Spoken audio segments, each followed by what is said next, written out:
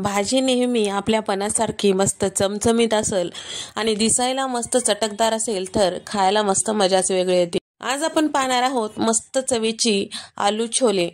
या पद्धतीने जर तुम्ही भाजी करताल तर नेहमीपेक्षा 2 चपात्या नक्कीच जास्ती खाताल। चला तर मग चमचमीत रस्सेदार आलू छोले कसं करायचं ते पाहूया।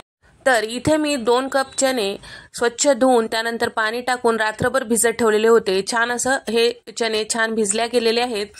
तर आता यावरचं पाणी काढून टाकलेलं आहे, कुकर मध्ये टाकून घेतलेलं आहे। 2 मध्यम आकाराचे टोमॅटो छान पिकलेले लालसर असलेले चौकोनी फोडी चिरून त्यामध्ये टाकून घेतलेले आहे। 2 मध्यम आकाराचे बटाटे त्याची सालं काढून ते सुद्धा थोड्या मोठ्या फोडी करून यामध्ये टाकून घेतलेले आहे। खडे मसाल्यांमध्ये इथे मी टाकून घेतलेला आहे 1 दालचिनीचा तुकडा आणि तमालपत्र आणि त्याचबरोबर हिरव्या 2 वेलची आणि 1 मोठी वेलची टाकून घेतलेली आहे आणि साधारण 2 कप पाणी टाकून घेतलेले आहे। छोले बुडतील इतपत झाकण लावून गॅसचा फ्लेम कमी करून आपल्याला हे 4 शिट्ट्या काढून घ्यायच्या आहेत। 4 शिट्ट्या झालेल्या आहेत आणि कुकर पूर्णपणे थंड झाल्यानंतर इथे छोले आणि आलू दोन्ही छान शिजल्या गेलेले आहे। मस्त या पद्धतीचं नरम असं शिजल्या गेलं तरच भाजीला छान चव येते आणि ताटसरपणा सुद्धा येतो। जर या पद्धतीने शिजले नसतील तर आणखीन 1 ते 2 शिट्ट्या काढून घेऊ शकता। यामध्ये जे आलू किंवा छोले आहेत ते आपल्याला पळीने या पद्धतीने थोडंसं मॅश करून घ्यायचं आहे, म्हणजे भाजीच्या रस्स्याला छान अशी चव येते आणि दाटसरपणा सुद्धा येतो। आणि यामध्ये टाकलेले जे खडे मसाले आहेत, जे मोठे मसाले आहेत ते काढून टाकलं तरी चालतो, कारण शिजते वेळेस त्याचा फ्लेवर या छोल्यामध्ये उतरलेला आहे, त्यामुळे काढून टाकलं तर काही हरकत नाही। तर आता भाजीला फोडणी देण्यासाठी इथे मी कढईमध्ये साधारण 5 चमचे तेल टाकून घेतलेलं आहे। तेल गरम झाल्यानंतर अर्धा चमचा जिरे यामध्ये छान फुलू द्यायचं आहे। त्यानंतर इथे मी टाकत आहे साधारण 3 मध्यम आकाराचे कांद्याची प्युरी। तर कांदे मोठाले चिरून घेतलेले होते, मिक्सरला त्याला बारीक असं पेस्ट तयार करून घेतलेलं आहे। आता हे कांद्याची जे पेस्ट आहे किंवा प्युरी आहे आपल्याला साधारण 3 ते 4 मिनिटांसाठी गॅसचा फ्लेम मध्यम ठेवून छान असं परतून घ्यायचं आहे।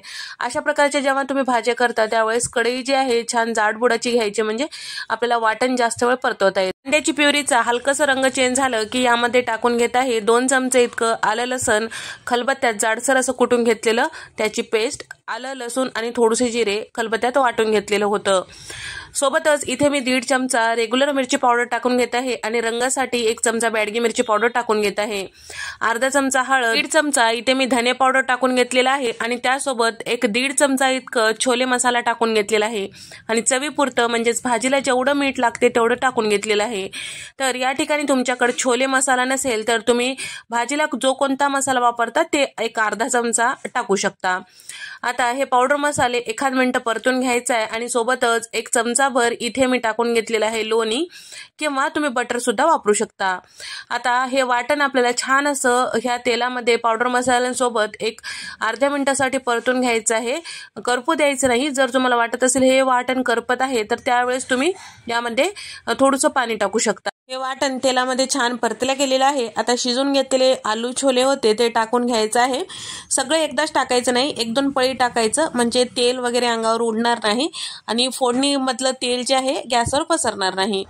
त्यासाठी सुरुवातीला 1-2 पळी टाकून घ्यायचं, त्यानंतर शिल्लक राहिलेलं सगळं टाकून घ्यायचं, व्यवस्थित मिक्स करून घ्यायचं आहे। लगेचच पाणी टाकायचं नाही, अर्ध्या मिनिटासाठी छान परतून घ्यायचं। त्यानंतर 2 चमचे कसुरी मेथी हातावर क्रश करून टाकलेला आहे आणि त्यासोबत थोडीशी कोथिंबीर सुद्धा टाकून घेतलेली आहे। सगळं छान व्यवस्थित परतून घ्यायचं आहे। आता ह्या वाटणाला किंवा या भाजीला तेल साईडला सुटेपर्यंत। त्यानंतर यामध्ये टाकत आहे पाणी। तर भाजी तुम्हाला कितपत दाटसर आणि पातळ पाणी टाकून घेतलेलं आहे, सगळं छान व्यवस्थित मिक्स करून घ्यायचं आहे। गॅसचा फ्लेम मध्यम ठेवून 5 मिनिटं शिजवून घ्यायचं आहे। या पद्धतीची भाजी मस्त पोरी सोबत छान लागते आणि त्यासोबत चपाती, भाकरी, भातासोबत, जिरा राईस सोबत सुद्धा अप्रतिम लागतो। एकदा नक्की ट्राय करून पहा। तेल साईडला सुटलेलं आहे, इथे आपली भाजी तयार झालेली आहे। मस्त चमचमीत भाजी तुम्हाला कशी वाटली नक्की कमेंट करून सांगा।